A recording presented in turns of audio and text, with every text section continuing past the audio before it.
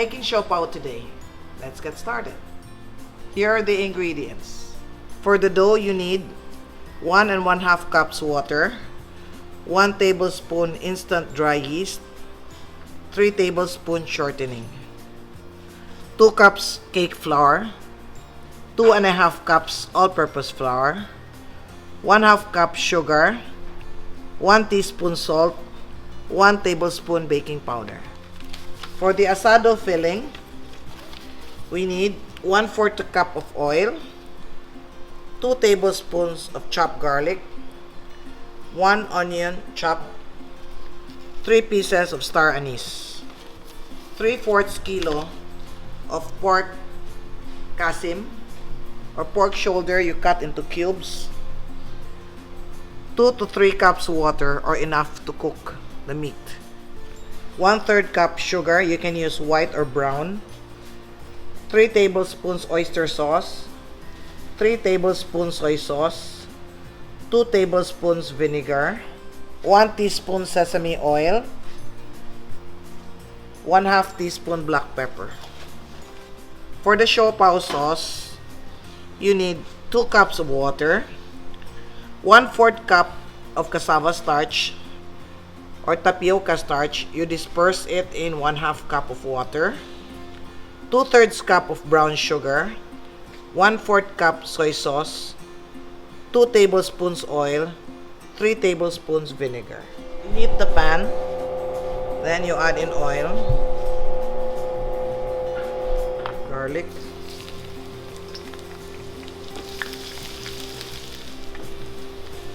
onions,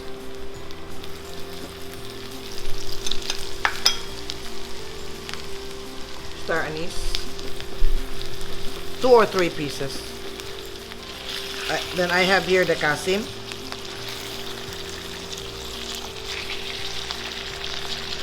For those of you who do not like to have to slice your meat, you can buy the menudo cut.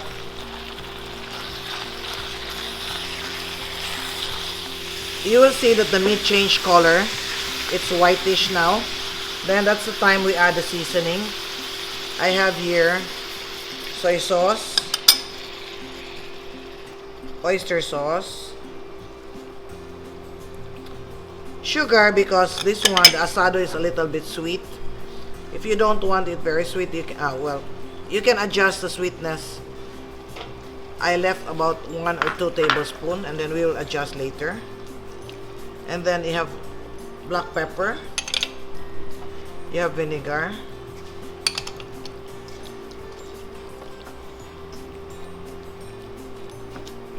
once this one boils, we're going to add in the water. The sesame oil we will add last, and then later we will adjust seasoning to taste. Okay, you try to prepare this ahead. If you want to make siopao in the afternoon, prepare this in the morning. Well, it's best if you prepare it a day ahead, so you have time to cool the filling, because when the filling is warm or hot, it's very difficult to put inside the dough.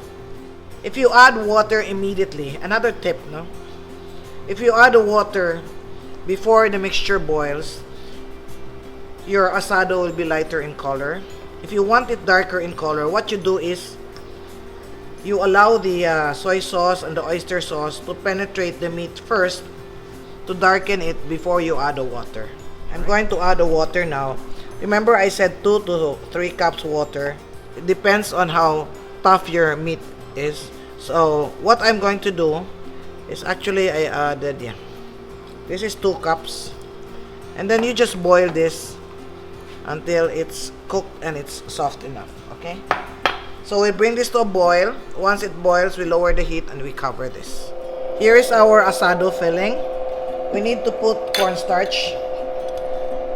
This is about 1 tablespoon cornstarch in 1/2 cup of water. You just bring this to a boil and then the mixture will thicken. After that, we will put this in the refrigerator so it's chilled when we put it inside the siopao dough. Alright?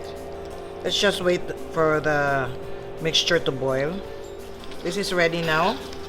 So what we're going to do is we're going to put this in the refrigerator to cool this, and then we'll make the dough. Okay, let's make our siopao dough. I have here water. If you live in the Philippines, you don't need warm water. If you live in a cold country, you need lukewarm water. Okay, the lukewarm water will just, you know, activate the yeast faster. I have here instant dry yeast. Stir. Before you start kneading, make sure your yeast is active.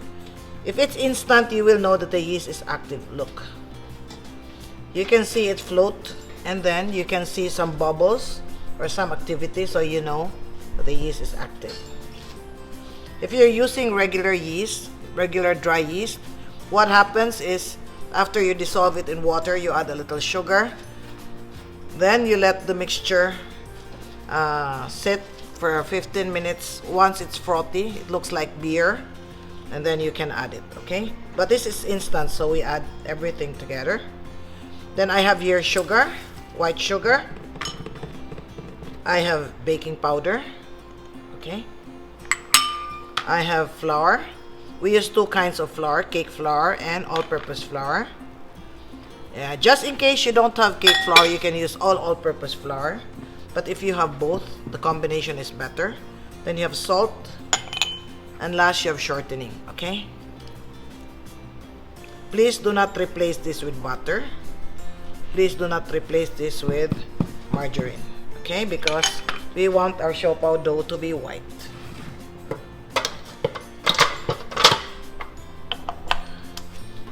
If you happen to see recipes that use siopao flour is only a combination of all-purpose flour and cake flour. Okay? Like any dough, water is variable. Sometimes you need to add more water. If the mixture is too wet, then we add a little flour. Okay? It needs a little bit of water because if you will see, the dough is not forming. So I added about 2 tablespoons. For bread, you don't need, for siopao, you don't need to sift the flour, okay? Here you can see that the dough is formed, so you know you have enough water. See, it forms a ball. Okay, you mix this for about 8 minutes, medium speed. This is after 3 minutes. We have 5 minutes to go. We will check with a window pane test. Okay, this is 8 minutes now. We will check. You get a small piece, and then we will check for the window pane. See? If you can stretch the dough, stretch it slowly. If you can stretch it thinly, okay, don't pull it also. Just stretch it very, very gently.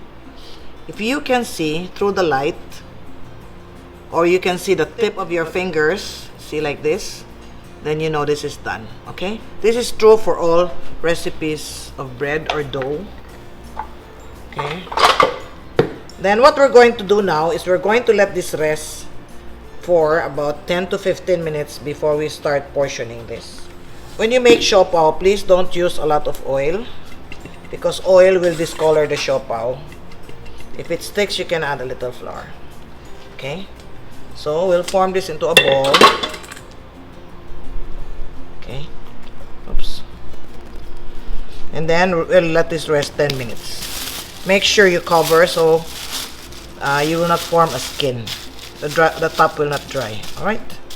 I have many recipes to share with you. If you're interested, please like, share, subscribe, and click the notification bell so you can be alerted when a new video is uploaded. You let this rise only for 10 to 15 minutes, okay? Then we will divide this into, well, actually it was not rising, it was just resting.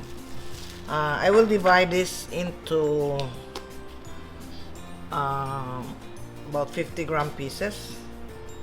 Okay, 50.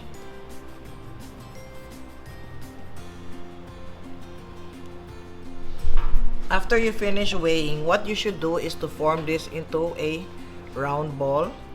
So, round, smooth ball, so you can do this. Okay. Another way is to put your thumb in the middle and then fold, fold, fold, fold, fold until you get a smooth top.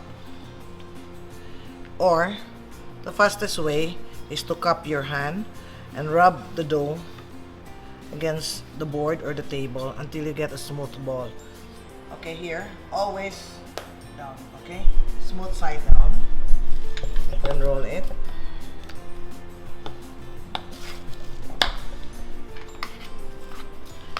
If you don't know how to make the pleats, a very simple way is just to do it this way.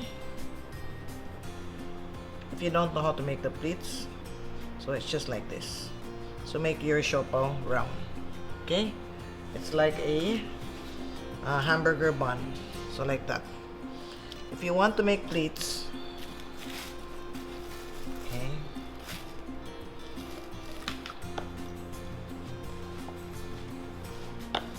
if you want to make pleats, make the sides thin,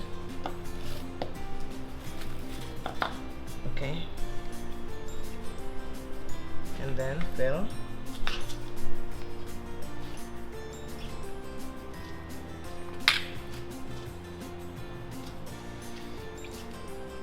Use this thumb to push the filling down. This one, pleats, see, like this.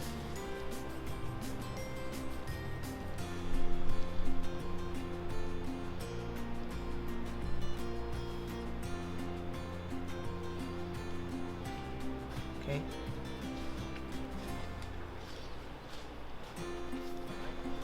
Stretch, pinch, stretch, pinch, stretch, pinch. Okay.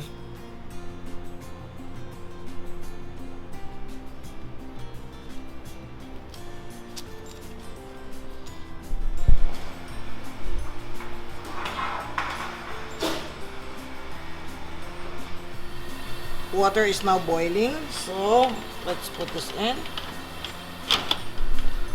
Always put a cloth or a towel so that the steam will not drip on the siopao. Alright, so about 8 minutes, we will check. Siopao sauce, water, soy sauce, vinegar, brown sugar,